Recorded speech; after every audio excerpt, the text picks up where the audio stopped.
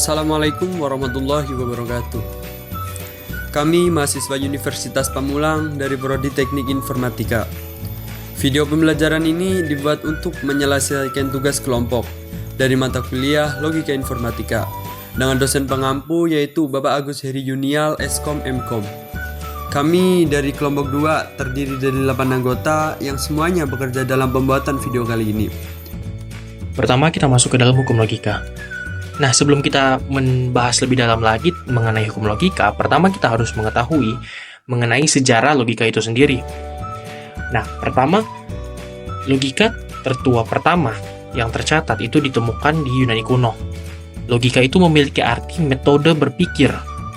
Selain daripada itu, logika juga punya banyak yang berkontribusi atau tokoh-tokoh yang berkontribusi dalam mempercepat pengembangannya.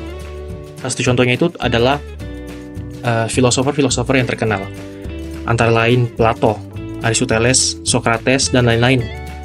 Nah, kasus yang unik bagi Aristoteles karena dia yang membuat praktek logika yang berupa metode debat, pembagian, dan silogisme. Silogisme ini juga akan dibahas lebih mendalam lagi di topik berikut. Logika juga berkontribusi dalam pengembangan matematika. Terdapat salah satu matematikawan yang menyatakan kalau awal mula dari matematika itu merupakan logika. Dan nantinya juga akan berkontribusi dalam pembentukan logika informatika. Nah, kegunaan logika informatika ini juga yang akan membantu klasifikasi valid atau invalidnya suatu data atau benda. Contohnya dari logika informatika ini terdapat hukum idempoten, hukum komutatif, hukum asosiatif, hukum distributif, hukum identitas, hukum komplement, serta hukum De Morgan. Menurut saya, akuvalensi dan kontradiksi merupakan dua konsep penting dalam logika formal yang memiliki peran yang sangat berbeda. Akuvalensi adalah hubungan logis antara dua pernyataan di mana keduanya memiliki nilai kebenaran yang sama dalam setiap keadaan yang mungkin. Dengan kata lain, dua pernyataan dikatakan akuvalen jika pernyataan pertama bernilai benar pada saat pernyataan kedua juga benar, dan keduanya bernilai salah pada saat bersamaan. Akuvalensi membantu dalam menentukan kesetaraan logis antara dua pernyataan yang berguna dalam proses analisis, argumen, dan penyederhanaan ekspresi logis. Sementara itu, kontradiksi adalah pernyataan yang selalu bernilai salah dalam semua kemungkinan keadaan. Sebuah pernyataan dikatakan kontradiksi jika tidak satu keadaan pun di manapun pernyataan tersebut dapat bernilai benar.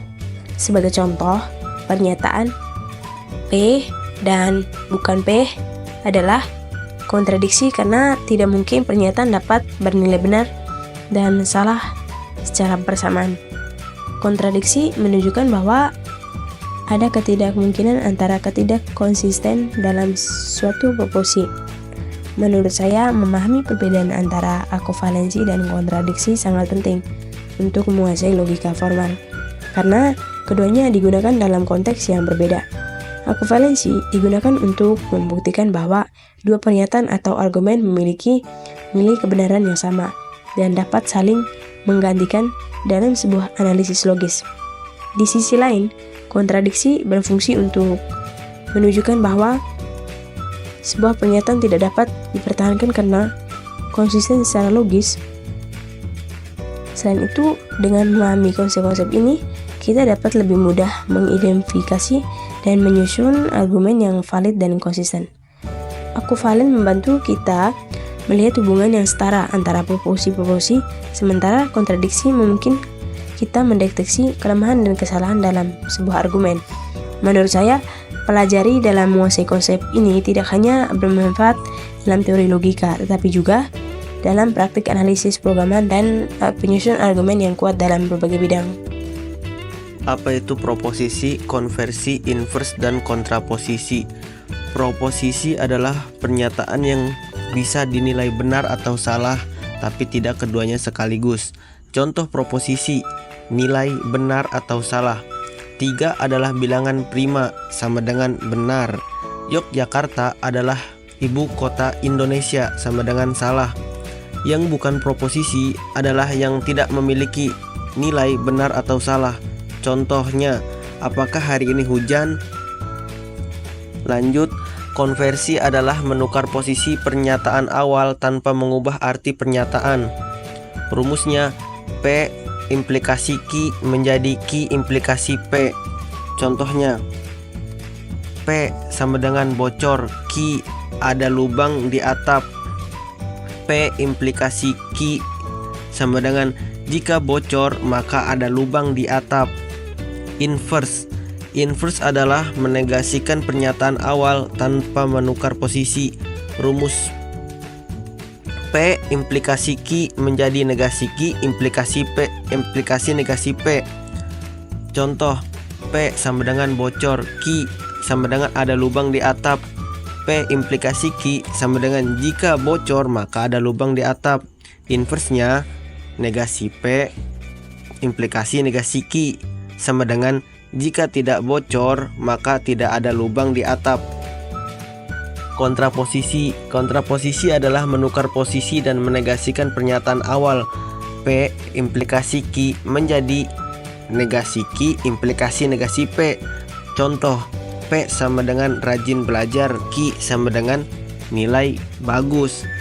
P implikasi Q sama dengan jika saya rajin belajar maka nilai bagus. Kontraposisinya, negasi Q implikasi negasi P sama dengan jika nilai saya tidak bagus maka saya tidak rajin belajar. Apa itu argumen valid dan invalid?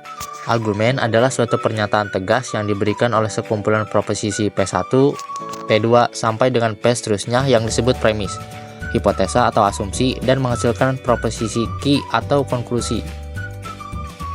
Nilai dari benaran suatu argumen ditentukan yang memiliki arti menyimpulkan atau dapat menyimpulkan dan dikatakan valid apabila Q bernilai benar semua. Dan argumen yang memiliki nilai selain benar disebut sebagai sebuah falasi atau invalid. Sebagai contoh argumen valid atau invalid, ada 3 baris, yaitu P, Q, R, masing-masing bernilai benar dan salah. P atau buka kurung, Q atau R tutup kurung, premis 1, dan negasi R, premis 2. Lalu premis 1 dan premis 2. Yang terakhir P atau Q, yang konklusi. Dalam baris kritis tersebut, jika nilai kesimpulan semuanya benar, maka argumen tersebut valid. Jika di antara baris kritis tersebut ada yang baris dengan konklusi salah, maka argumen tersebut tidak valid. Dari ketiga baris di samping, didapat nilai konklusinya semua bernilai benar, maka argumen di samping bernilai valid. Jadi, inti dari semua ini adalah suatu argumen hanya bisa dikatakan sebagai valid apabila nilai kesimpulan dari Q bernilai tautologi atau benar semua. Modus artinya menyimpulkan hipotesis tanpa pakai tabel kebenaran. Modus ponen ini dikatakan penararan langsung jika diketahui implikasi bila P maka Q. Supaya nilainya benar maka keduanya harus benar. Contohnya, premis 1 jika tanggal merah maka sekolah tidak masuk.